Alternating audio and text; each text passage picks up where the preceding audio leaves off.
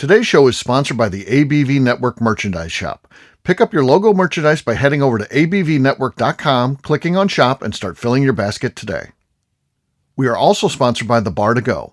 The Bar to Go offers a fully customizable carrying case that allows you to take your favorite distilled spirits or cocktail ingredients with you.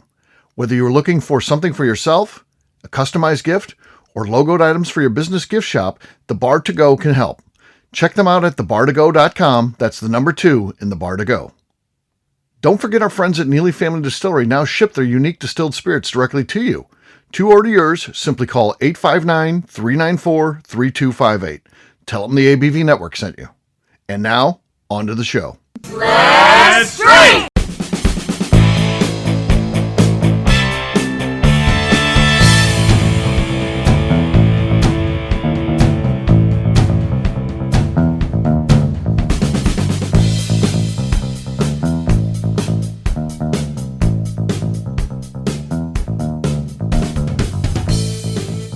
Welcome to the Bourbon Daily, the podcast about everything bourbon delivered to you every day of the week.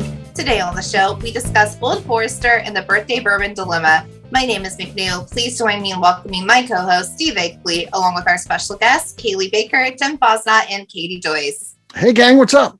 Hey, guys. Hello. So we'll have a fun topic today. We're going to solve this. I feel like a lot of times we discuss things, we don't solve it. We're going to solve this for Old Forester by the end of it. It doesn't matter if this is a 12-hour show. We're going to get through this, and we're going to tell them exactly what the show we do tonight. that's only one. So we'll get to that after the break. For right now, Cailee said there's something she was dying to ask us about. What is that, Cailee? So this is actually the day this airs will be my brother's birthday. Happy birthday, Carson. You're the best brother ever. And I thought that it would be fun to kick off this show since I know he's going to listen because he's the greatest brother ever. And he's just really into concerts and stuff. So I thought it'd be fun to ask maybe a two-parter. What was your first concert ever, if you can remember? And what was your favorite concert you've ever been to? Okay, the answer is the same for me, both my first and my favorite. I was 7 years old and I saw the Spice Girls in concert for my first one. And I have to say, it's still my favorite. It was at what used to be known as Riverport Amphitheater in St. Louis here, an outdoor amphitheater. And it was an amazing show. I got to take friends with me. I very much still remember it. And so even though I've been to quite a few concerts since, it was special. And I loved it. It was my favorite. So we're the same age. And I know Spice Girls, when we were 7, that would have been life-changing. My God, that had to be amazing. Huh. What was your first concert, McNew? Brooks and Dunn, of course. Nice. Definitely Brooks and Dunn. My favorite was... It was the average age, you're like 70 or something? Brooks and Dunn? No, so my friends' parents, they were probably in their 40s. We were like 13. Oh my God, it sounds terrible. Concert. I feel dirty. I got to go shower. You guys finish up the show. I loved it. Just but terrible. Then my favorite was Turnpike Troubadours, and it was the year before Evan Felker really fucked up and couldn't tour anymore. He was no longer allowed to talk about music topics. Turnpike Troubadours, when Evan still had his shit together, was my best concert. Turnpike Troubadours. I don't even know. You don't know them, Steve. Don't worry about it. My first concert was ZZ Top, 1983 Eliminator Tour. Saw them back-to-back nights. Incredible show. And I've seen ZZ Top at least 15 times. Great band. Love them. I'm a concert guy, and at various times in my life, I've gone to a lot of them. A favorite one all time. I mean, I saw David Bowie play all of his great hits after he retired from playing them all together in one concert. That's pretty damn good. But maybe because my all-time favorite band is the Rolling Stones. I saw them in 1989. Still at the top of their game, and that has to be my all-time favorite concert, the Rolling Stones. How about you, Jim? So good. For me, my first concert would have been in '85, and it was Motley Crue. All right. That's another good one. That's a good one. Great show. And then I'm going to piggyback on Steve here. My favorite concert, and Steve, I saw him twice in a 2-week period because I saw the Rolling Stones here that year, and then I was moving to Florida that time to go to college, and my brother lives in Florida, and he had the Skybox at Pro Players Park, Joe Robbie. So I got to see him 2 weeks later down in Florida as well. So I got to see that same concert 2 weeks apart, and that's the best show I've probably ever seen. Yeah, that's a cool one for sure. All right, Cailee, you asked the question. What's your answer? I don't specifically remember what age I was. I think I was maybe 10, 9, somewhere in that range. And I saw good old Britney Spears. That's legit. With the midriff shirt and like the pull over like gloves and stuff. Yeah, I was all into it with a friend of mine. And then I have to say my favorite concert ever was actually not a concert. It was a festival in Franklin, Tennessee, Pilgrimage Festival a couple years ago. I saw Justin Timberlake. It was his festival that he put on. There's a theme to these. Yes. Okay. Yeah. His ex-lover. Britney Spears was my first concert. And then I ended up, Justin Timberlake he is my favorite person of all time. I've met him before, and that was like the greatest concert. He also brought out Chris Stapleton and played Tennessee Whiskey, which was one of my all-time favorite songs. Oh, that'd be so good. Yeah, just that experience in itself was amazing. Yeah. So, yeah. That's what I got for you. We all tied for first place, other than McNew. She got last place on this topic. There is a certain Brooks and Dunn. That's first place. I remember.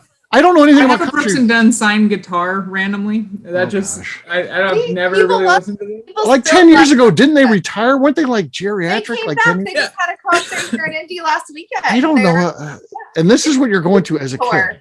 This is I feel like geriatric or something. It's bad parenting. I feel. I feel.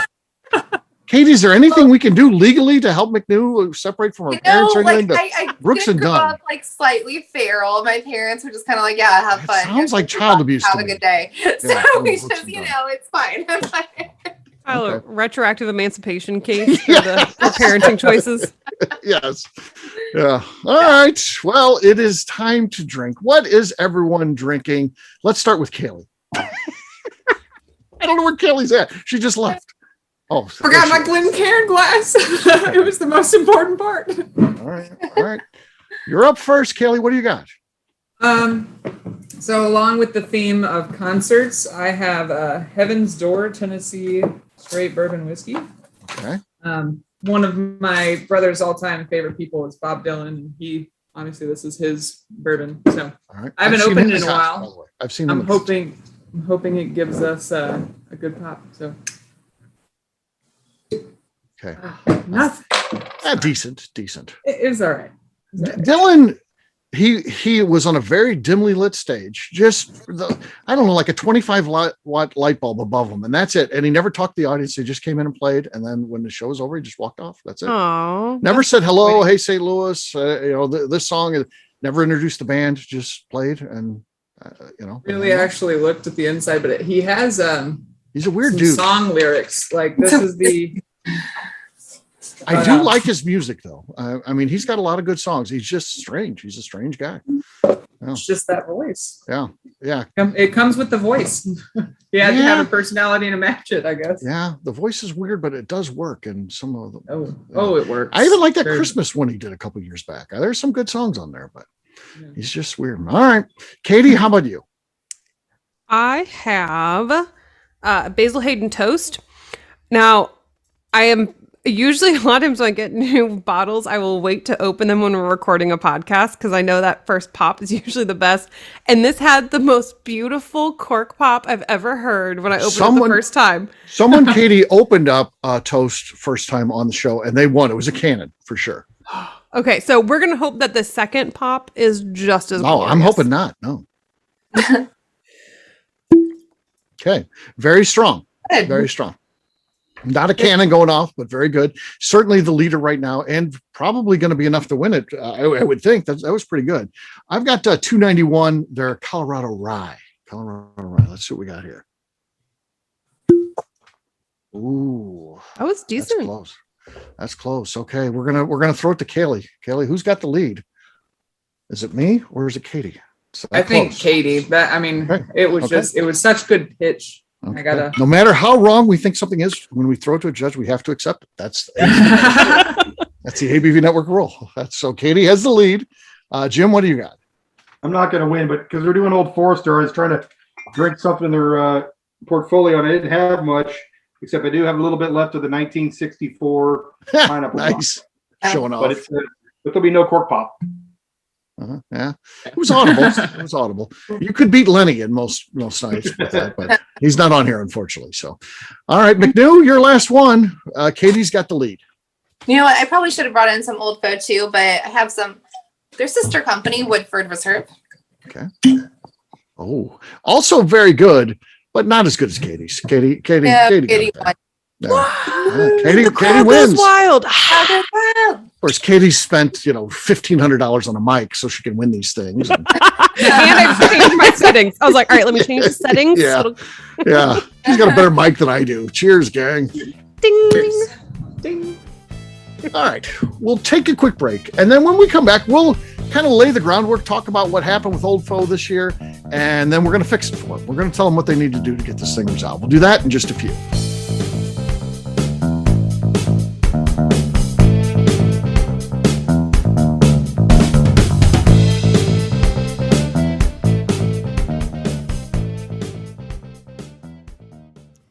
Hello, this is Steve Akeley, owner of the ABV Network, and let's talk for a moment about our sponsors, the people that make this show happen. First up is our friends at Moonshine University. In 2017, I completed my Executive Bourbon Steward certification at their office in Louisville.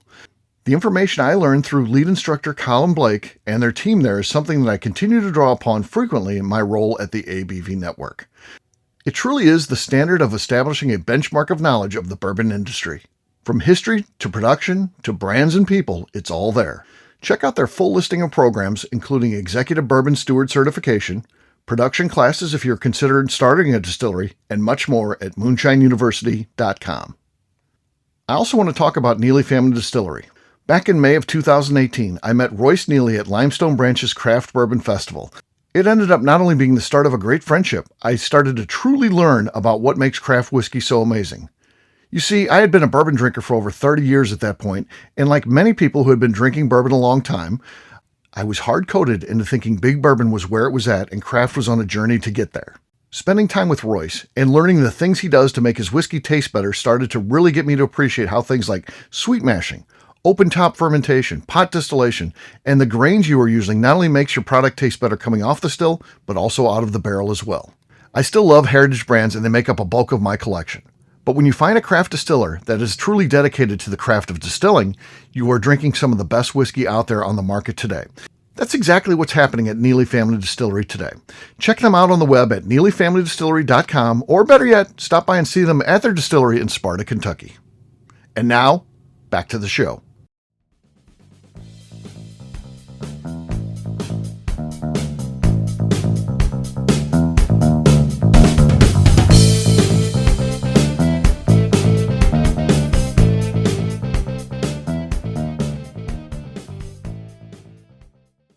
Hello, this is Danny Kennard, and I'm recording on the ABV Network. Welcome back to the Bourbon Daily. Today we're talking about Old Forester and what they should do about the birthday bourbon. Yes, we are. So, it used to be where they'd release bottles, pre-COVID times I'm talking here.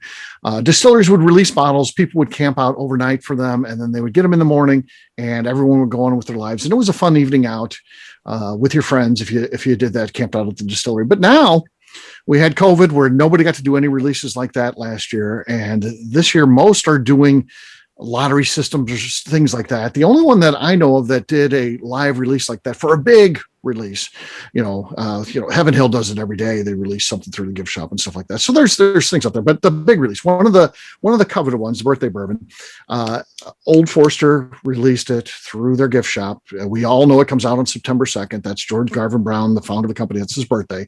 That's why it's called Birthday Bourbon. And people started lining up at least 72 hours in advance. Now, someone sitting in a chair there. This is a downtown location. There's people that live in lofts and condominiums there. You've got other businesses there. You've got people lined up now. And then there's also a lot of people who came and just put a chair down. put their chair down in a spot in line, and then just left and figured they'll come back on September 2nd. So you've got people doing this, and Old Forester, I don't think anticipated this is how this is going to be. So this is all happening real time for them. All of a sudden, they've got all these people lined up on the streets. At some point, they have exceeded the number of people in line that they have bottles for, because they don't announce how many bottles they've got. It's part of the allure and surprise. And then they've got the situation. So they're left to sit there. What do we do? And ultimately, what Old Forester did, I guess, with about 48 hours still to go, decided to give out line tickets to people that were actually there. And, all the people that just sat on their chair, they didn't get one. So we've got a buddy, Jim and I have a buddy, and McNew, you know him too, Rob Clariday. And he drove from St. Louis, even though there's already more people in line. He drove there with the hopes of getting a bottle. It ended up working out for him. He got, but barely though. He got bottle number 159 out of 168. So he gets a line ticket. Yeah, to drive 4 hours, not knowing if you're going to get a bottle. And it looks like they've already got more people. But again, because Old Fo decided not to give, Jim told me about that. I didn't realize that how it worked. Jim told me about this today. The people that just had the chairs there didn't get one. You had to be there. And that got Rob in there. So it comes down to this. What should they do moving forward? Now, there's got to be talks about what do we do? And, they changed the rules. Before it was you have to be in line on September 2nd on the actual birthday of the morning to get the ticket. And then they changed the rules. And they haven't announced what they're going to do next year. I'm sure they're thinking about what should they do to fix this? Real quick though, on that, I talked to Rob right after I talked to you. Yeah. I gave him a call this morning.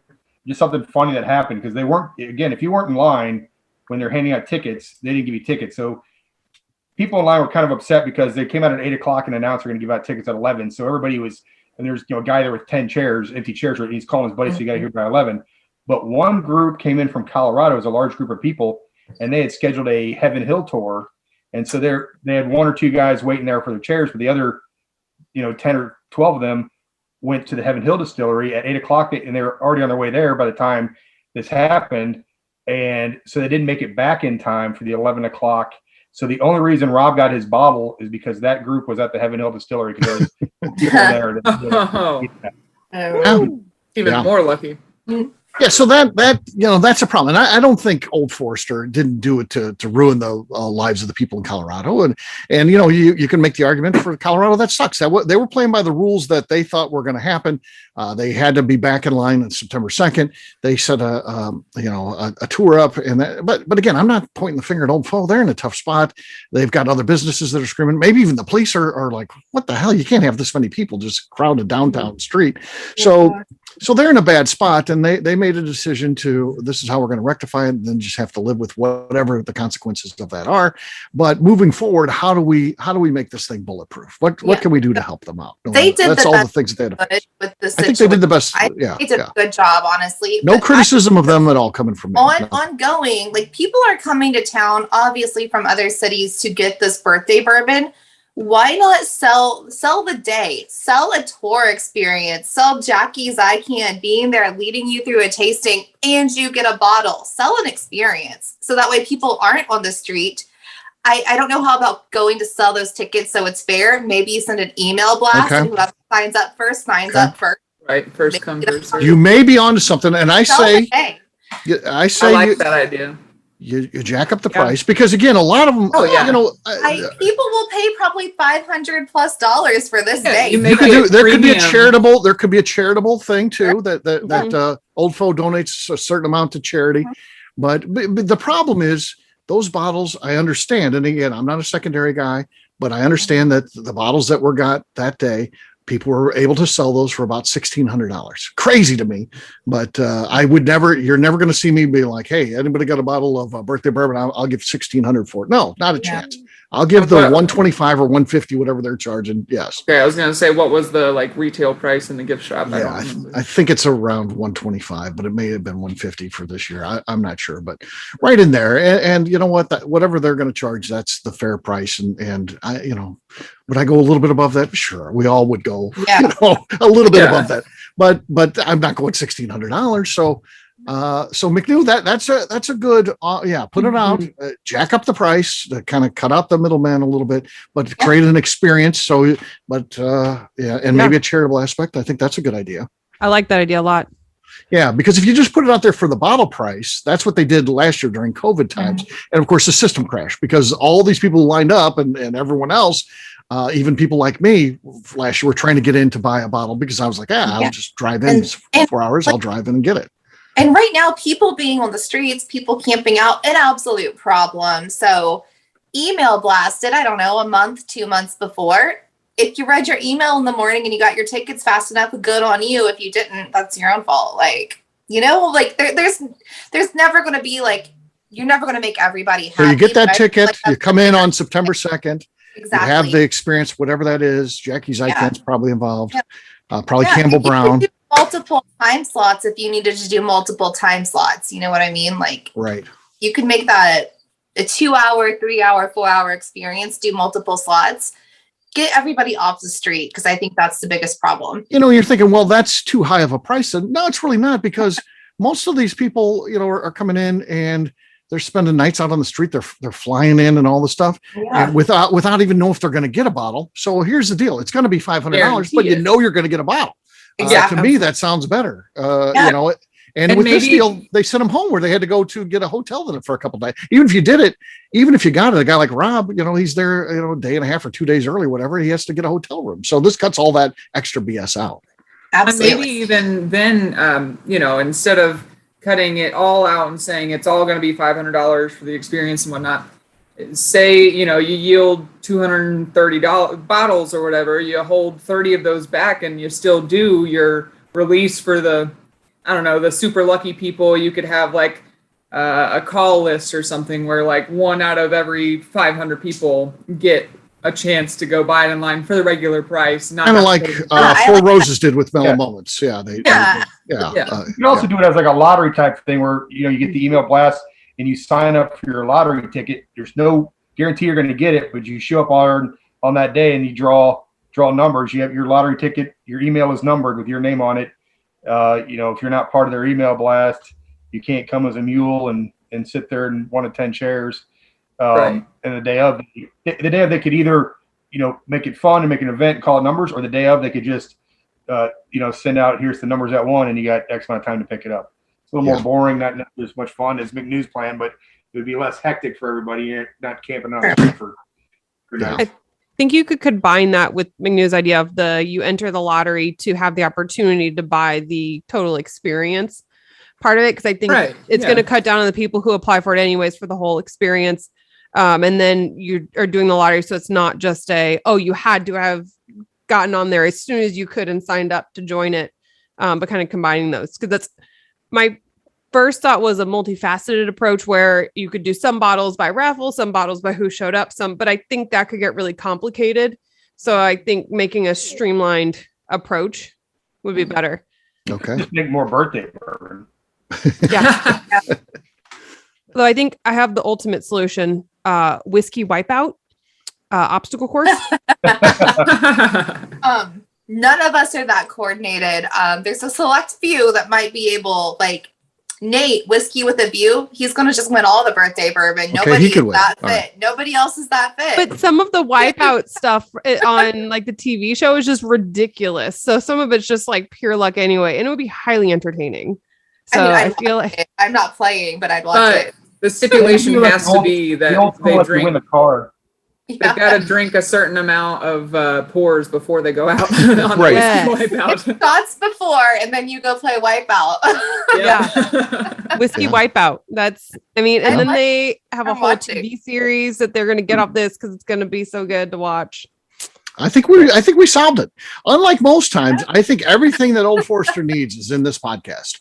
So it's all there for him. The blueprint is there. Yeah. We were helpful. Sometimes we are absolutely not helpful and we go in circles. This was solid. Yeah. We ended up being we didn't resolve anything, but thanks for listening. So this one, I think it's all there for him. So yeah. So enjoy that, Old Forester. So you can quit stressing about this. We got it resolved. So fair enough. If you feel so inclined, please send 5 bottles of bourbon, and I'll make sure that everyone on today's call gets that. So just send that to me, old foe, and I'll take care of it. The group here, we'll put it into sample bottles and send those out instead. You can turn that oral promise into a contract. We got it on recording. Can I get that in writing? Yeah. I forgot we got Katie on here. She's an attorney, so everything is.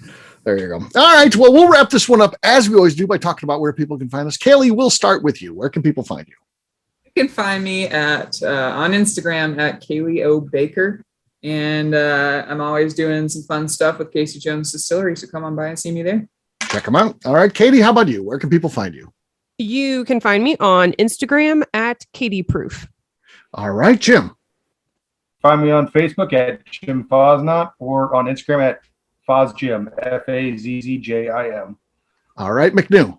I am on Instagram at McNew ABV, and you can find me every Tuesday on the ABV Network channel, hosting Bottle Kills and Last Meals. All right. For me, I'm an easy guy to find. I'm at Steve Akeley on Twitter, Instagram, or Facebook. I've got a website, steveakeley.com.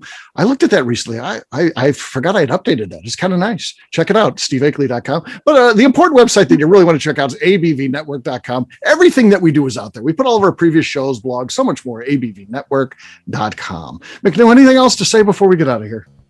I'd like to remind the audience to please give us a 5-star review that includes comments. It helps new people find the show, which is very important to us. And if you like what we're doing, we ask that you please visit our Patreon page at patreon.com/the ABV Network. All right. Great job today, gang. For our audience, we'll have a brand new show for you tomorrow. Looking forward to that. Until then, take care, everybody. See ya. Bye. Bye-bye. Bye. Peace.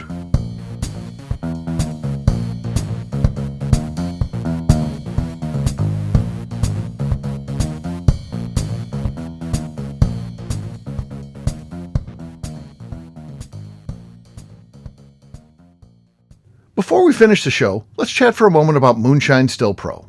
Moonshine Still Pro has a full line of products to help the home distiller. Whether you just want to experiment on a small scale on the stove in your kitchen or try your hand at a bigger setup in the backyard, Moonshine Still Pro can help. They have different still offerings as well as accessories and even grains from Goldstone Mill to help you make whiskey on par with what you get from your favorite distillery. They can even assist with a DIY still project by supplying some of the parts you can't make yourself. Check them out at moonshinestillpro.com. At the ABV Network, we're lucky enough to have some great friends. Amongst those friends is the Goldstein family, owners of Goldstone Mill. Goldstone Mill is a full-service mill offering a variety of heritage and heirloom grains. Their unique approach of working with mills around the country allows them to offer you affordable shipping opportunities to meet the unique needs of your distillery or brewery. They will consult with you to ensure the grains you are selecting meets the unique flavor profiles you are looking for. If you are a home brewer or distiller and you're looking for the grains that your local distillery or brewery uses, Goldstone Mill is the place to look. Check them out on the web at goldstonemill.com, call them at 217-254-6613, or shoot them an email at hello@goldstonemill.com. The Bourbon Daily is part of the ABV Network. For more information or to become a sponsor, please visit abvnetwork.com. Thanks for listening and cheers. This has been a Steve Akeley production.